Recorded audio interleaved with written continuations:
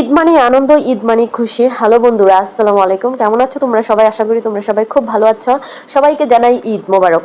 আমার ঈদের ব্লগটি দিতে অনেক বেশি দেরি হয়ে গেছে, কারণ ঈদের দিন আমি খুব বেশি অসুস্থ ছিলাম। ইভেন এখনও আমি সুস্থ হইনি ভালো করে।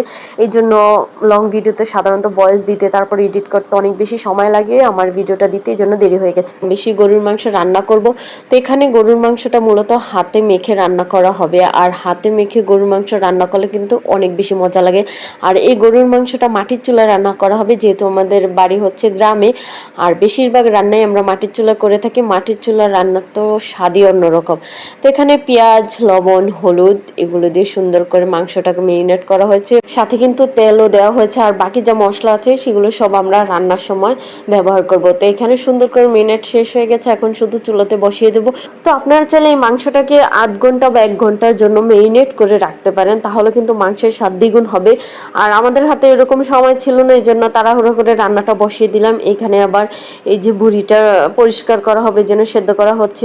আর এই যে দেখুন, ঈদের দিনের বিকালটা ঠিক কতটা সুন্দর লাগছিল। কয়েকদিন ধরে আসলে অনেক বৃষ্টিপাত হয়েছিল, বাট ঈদের দিন কোনো রকম বৃষ্টিপাত হয়নি, এর জন্য আমার কাছে অনেক বেশি ভালো লেগেছে।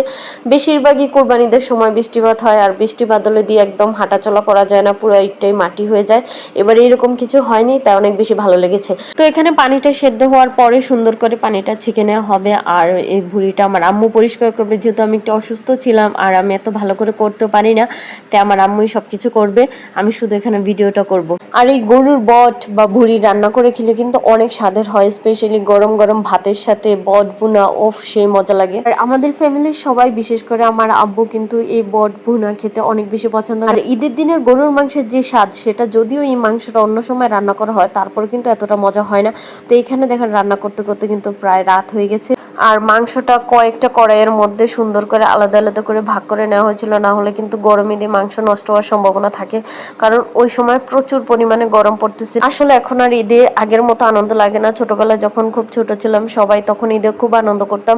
ঈদের দিন নতুন কাপড় চোপড় পরে বন্ধুর বাসা, বান্ধবীদের বাসায় চলে যেতাম, সেখানে সবার সাথে অনেক মজা করতাম, আড্ডা দিতাম, সকল আত্মীয় স্বজনরা একত্রিত হতো, খুব ভালো লাগতো। কিন্তু বড় হওয়ার পরে কেমন জানি সব হারিয়ে গেছে জীবন থেকে। তো যাই হোক, যেটা জীবন থেকে চলে গেছে সেটা আর কখনো ফিরে আসবে না। তো এখানে কলিজা বোনা করার জন্য কলিজাকে ছোট ছোট করে পিস করা হয়েছিল। তার আগে কলিজাকে হালকা লবণ হলুদ দিয়ে সেদ্ধ করে পরিষ্কার করা হয়েছিল। তো এখানে ছোট ছোট মাংসের পিসও এটার সাথে দেওয়া হয়েছিল। এভাবে খেতে অনেক বেশি মজা লাগে, বিশেষ করে আমার দাদু এভাবে রান্না করতো, আমরা অনেক মজা করে খেতাম। তো এখন আমার আম্মু দেখি এভাবে রান্না করে।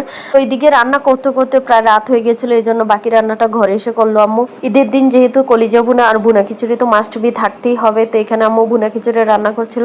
আমি শেষে দিয়ে ভিডিওটা করলাম। এর আগে এটার পুরো লং ভিডিও আমি আমার চ্যানেলে আপলোড করে দিয়েছি, যারা এখনো দেখেনি অবশ্যই ভিডিওটা দেখে নেবেন। তো ভুনা খিচুড়িটা কিন্তু অনেক মজা হয়েছে। কেন জানি আমার আম্মুর হাতের সকল রান্নাই আমার কাছে অনেক বেশি মজা লাগে, হয়তো এটা সবার ক্ষেত্রেই হয়তো। এখানে কলিজা ভুনাটা জাস্ট অসাধারণ ছিল, অনেক মজা লাগছিল। আর খিচুড়ির সাথে কলিজা ভুনা আর একটু গরুর মাংস দিয়ে খেলাম, আলহামদুলিল্লাহ অনেক অনেক বেশি ভালো লাগছিল। তো রাতের আয়োজনে ছিল এখানে গরুর মাংস, মুরগির রোস্ট আর হচ্ছে খাসির রোস্ট। এবারে হৃদে অসুস্থতার কারণে আসলে কোথাও ঘুরতে যাওয়া হয়নি। আর ছোটবেলা থেকে অনেক বেশি সালামি পেতাম, কেন জানি বড় হওয়ার পর আর কেউ সালামি দিতে চায় না, সবাই শুধু নিতে চায়। এবারে ঈদে শুধু আব্বু আর আমার হাজবেন্ড সালামি দিয়েছিল। তো আপনাদের ঈদটা কেমন কাটলো অবশ্যই আমাকে কমেন্ট করে জানাবেন।